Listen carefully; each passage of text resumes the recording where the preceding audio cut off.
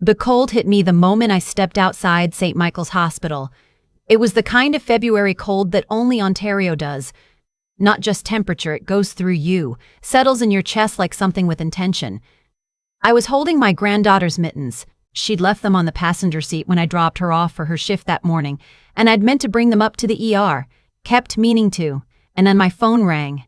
It was a number I didn't recognize, a 416 area code but not saved in my contacts. "Is this Constance?" a woman's voice asked, young, careful. "It is," I said. "My name is Priya. I'm a nurse here at St. Michael's. I'm calling about your granddaughter, Wren." I remember my hand going flat against the hood of my car. Just flat, like I needed to feel something solid. "She's been brought into emergency," Priya said. "She's alive, but you need to come up now, please." I don't remember the elevator. I remember the mittens still in my hand when the doors opened.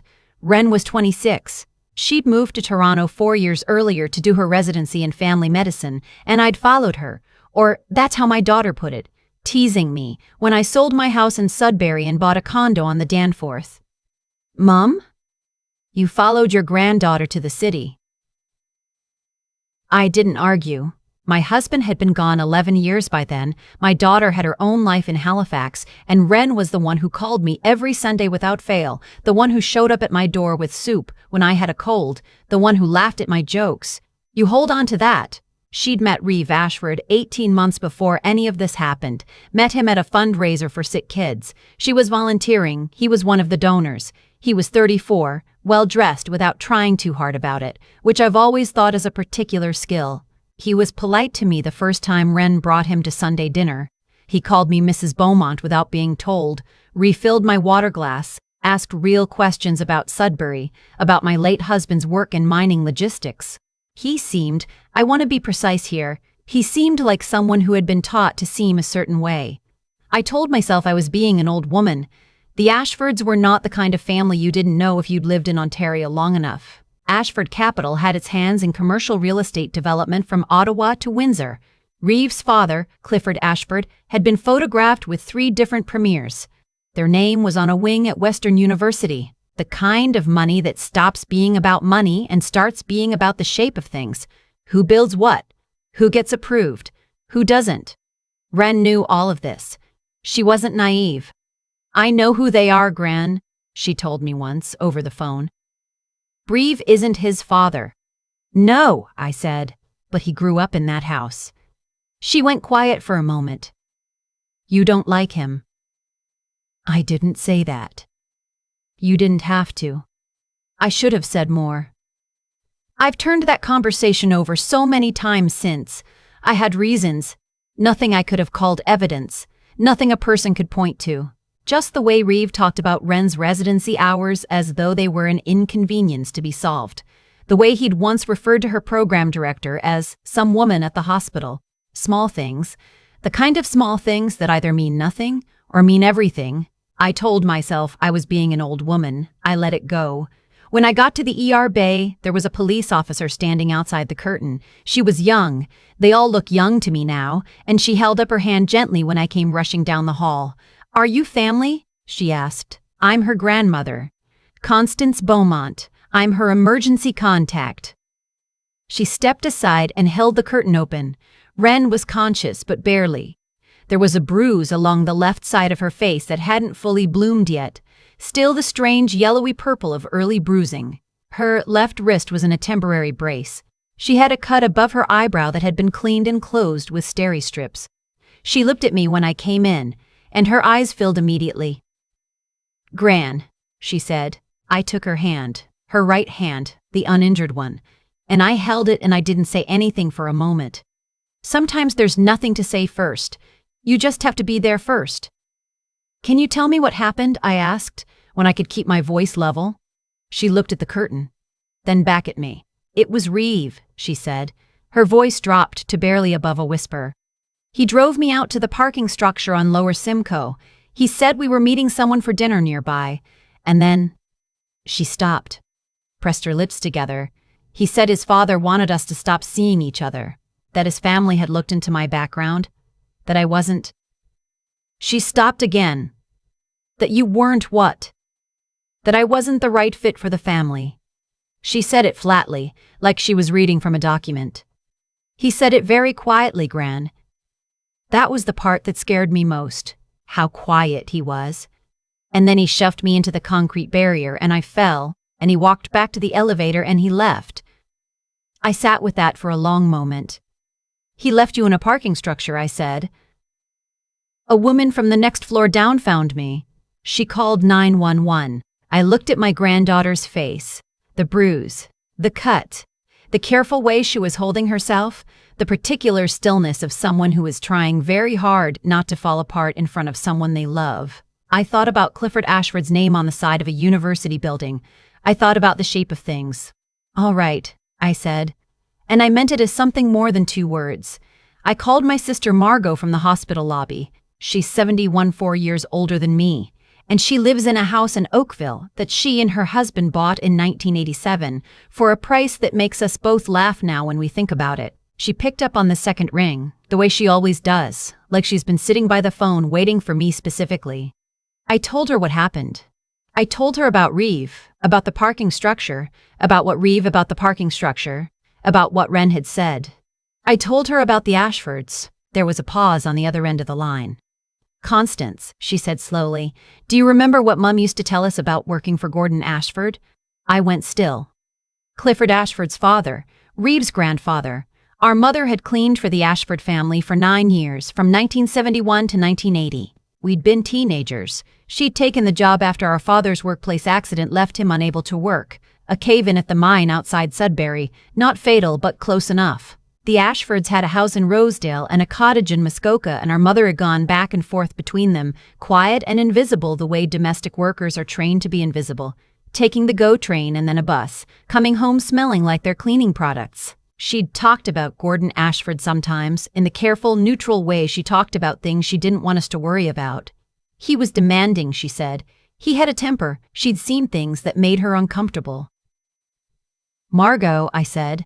Did she ever write any of it down? Another pause, longer this time. Come to Oakville, she said. Come tomorrow. There's something I should have shown you a long time ago. Margot met me at the door in her good cardigan. She had tea ready, which told me she was nervous, because Margot only makes tea when she needs something to do with her hands. We sat at her kitchen table and she put a shoebox in front of me, not a fancy box, just an old one from a pair of winter boots, the lid held on with an elastic band. Our mother's handwriting on the side, in pencil, Gordon A. Keep. I looked at my sister. She gave it to me before she died, Margot said. She said I'd know when the time was right to use it. I never knew when that was. I kept waiting for a moment that was clear enough. I took off the elastic band.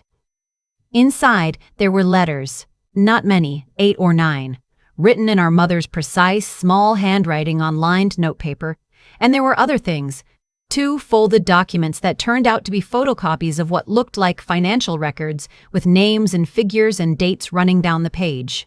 There was a photograph, slightly blurry, of 2 men talking outside what I recognized as the Rosedale house. One of them was Gordon Ashford.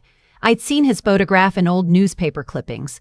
The other man I didn't recognize, but there was a name written on the back in pencil. A city councilor she'd written. A year, 1974. I read the letter slowly.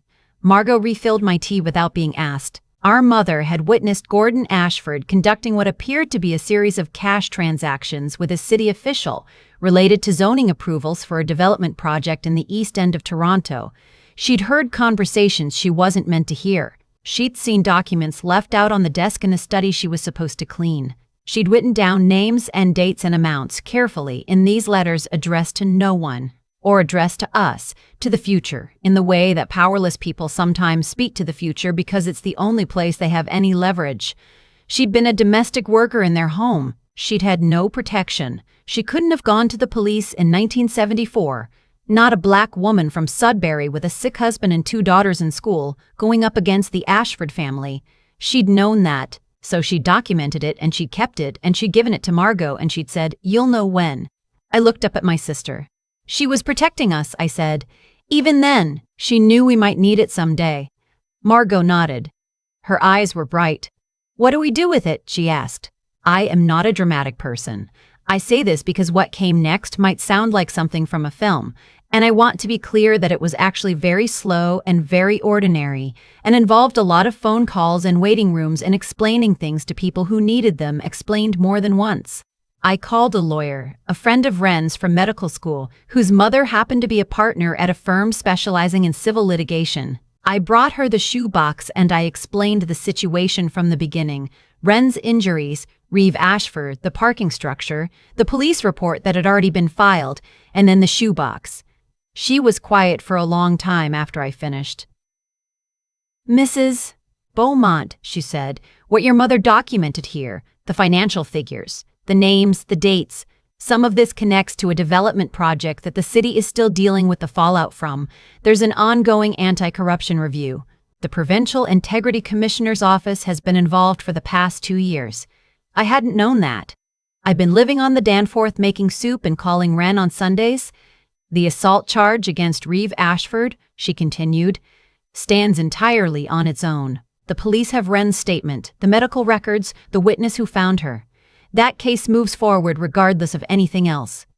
She tapped the photocopied documents gently. "But this is a separate matter, and it's bigger than what you came in with." What followed was 12 weeks I would rather not relive in detail. There were conversations with the Integrity Commissioner's office, there were conversations with the RCMP, there were conversations with Wren's lawyer, and with Wren's parents who flew up from Halifax and sat in my condo living room and cried. Which made me cry, which is not something I generally allow. There were conversations I cannot describe here because they're part of a process that's still ongoing. But there were things I can tell you. Reeve Ashford was charged with assault causing bodily harm. He did not contest the charges. He accepted a conditional sentence arrangement that included mandatory counseling, a no-contact order, and the criminal record that will follow him for the rest of his professional life. His engagement to the woman he'd been seeing while he was with Wren, a detail Wren found out about through a friend of a friend, the way women always find out, fell apart somewhere in the middle of all of this. Clifford Ashford retained 3 lawyers and a public relations firm. Neither resource was adequate. The information from our mother's letters, combined with the materials the Integrity Commissioner's office had already compiled, was enough to trigger a formal investigation into Ashford Capital's historical dealings with the City of Toronto. I don't know where that process ends. I'm not sure anyone does yet. What I know is that Clifford Ashford's name is no longer being considered for an honorary degree, and there are conversations happening about the naming rights on the Western University building that I expect will continue for some time. Wren moved into a new apartment in March. It's in the annex, a 3rd-floor walk-up with big windows and a radiator that knocks at night.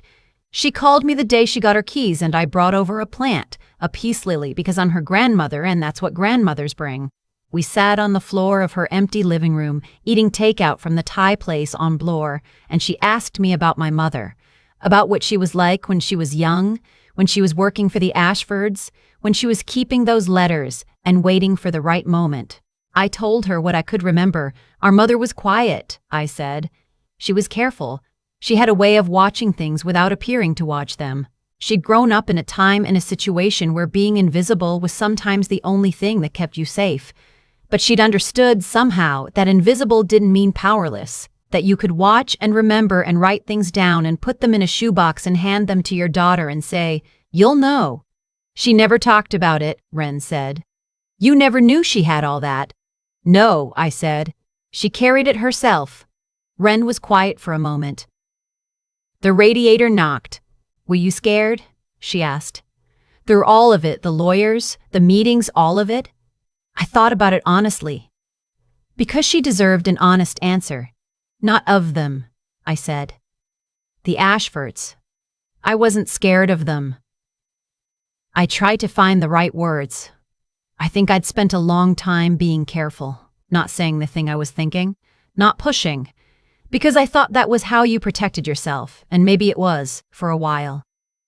But watching you in that hospital bed, I ran out of careful. I looked at her. Your great-grandmother carried something for 50 years, so we'd have it when we needed it. I wasn't going to be the one who let it sit in a box. Wren leaned her head on my shoulder. She's done that since she was 4 years old, and every time it still catches me off guard how much I love her. "Thank you, Gran," she said. Outside, it had started to snow.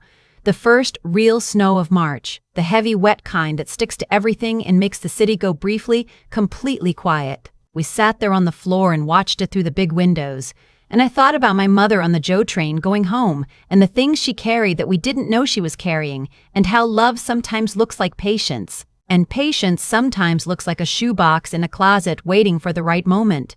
It waited long enough. That's all I can tell you. The truth has a way of keeping. People ask me sometimes how I stayed so calm through all of it. The meetings with lawyers, the conversations with investigators, the months of not knowing exactly how things would land. And I understand why they ask. From the outside, I suppose it looked like composure, but composure and calm aren't always the same thing. What I had wasn't peace. It was something more like clarity. A point you reach when you've run out of room to look away. I think about Reeve and what he must have believed when he left Wren in that parking structure and walked back to the elevator. He believed, I think, that the story ended there, that his family's name and his family's money would do what they had always done. Absorb the consequence, smooth the surface, make the problem disappear. He'd grown up watching that happen. Why would this be different? What he didn't know, what his father didn't know, was that the women they decided didn't belong had been watching them for 50 years. Quietly. Carefully. Writing things down. My mother was not a powerful person by any measure the world usually applies to that word. She took the GO train to clean someone else's house. She came home tired and she didn't talk about it much, and she protected us from the weight of it the way mothers do.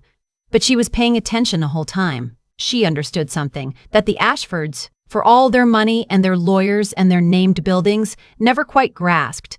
That being overlooked is not the same as being without power.